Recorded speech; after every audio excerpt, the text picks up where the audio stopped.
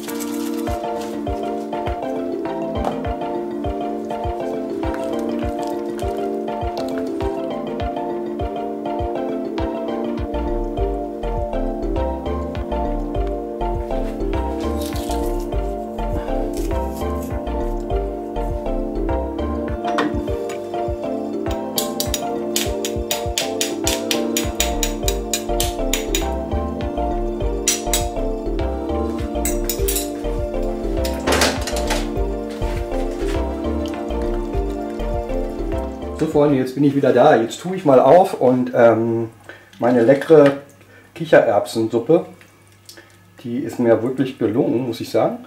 Ich habe gerade schon mal abgeschmeckt und die ist sehr, sehr lecker. Ich tue jetzt da oben ein bisschen von dem klein gehackten Petersilie und Koriander oben rüber.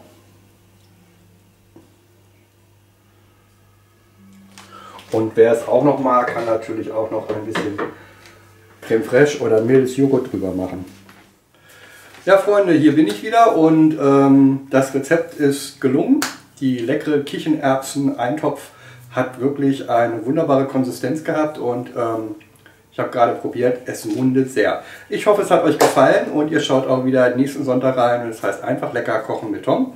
Ich freue mich über Däumchen in die nördliche Richtung und euer Feedback. Also bis bald!